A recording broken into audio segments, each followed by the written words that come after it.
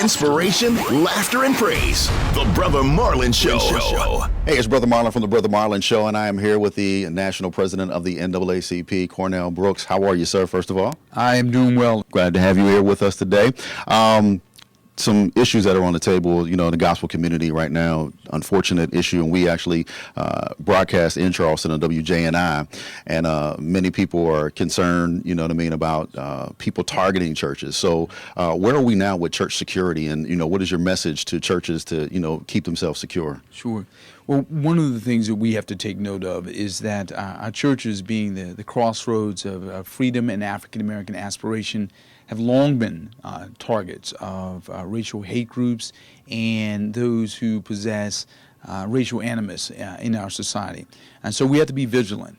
I don't think that we need to cower beneath the pews or the pulpit, but we do have to take appropriate and proper security protocols.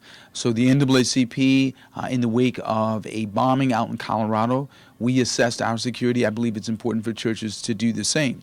But I think it's even more important for us as a faith community to organize ourselves against the 784 hate groups in this country, every state in the continental U.S. We have to organize ourselves as a moral voice against the 200,000 hate crimes that take place in a given year in this country, 90% of which are violent, most of which are targeted against African Americans.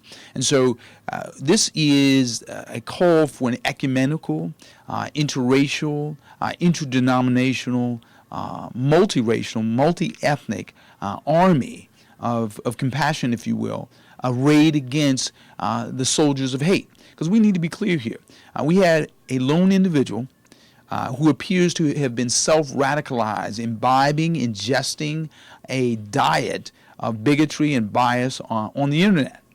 And as a consequence of taking in all of this, he embossed his clothing with the flag of apartheid South Africa, the flag of Rhodesia, and then put the emblem of the Confederacy on his car, and then drove to a church, targeted a pastor, targeted a Bible study and a congregation and a city, and left one witness alive to deliver a message of terror.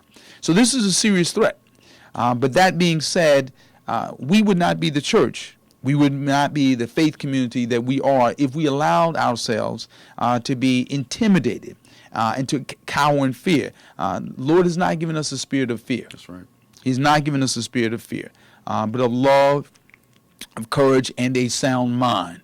And we will possess all three and more through the Spirit, which has anointed us and given us power. And so I would simply say to pastors, to laity, this is a moment for us to come together. And I'd ask that you note this. This stranger entered the Bible study, was undoubtedly given the right hand of fellowship, undoubtedly given a church Bible if he didn't have one. Mm-hmm. And those Christians died in the midst of an act of faith. Those who were left behind in that arraignment extended love, grace, and forgiveness to the killer in an act of faith. That's a testament to the character of the church. And so we can do no less. We can't be intimidated. We can't give in to fear. And we have to simply rely on our faith, stand on our faith, not our feelings. Because if any of us look to our feelings at this moment, we could do nothing but grieve and to be apprehensive and trepidatious and fearful. And I don't believe our Lord would have us do that. Thank you so much for your time. Okay. Appreciate it. All right.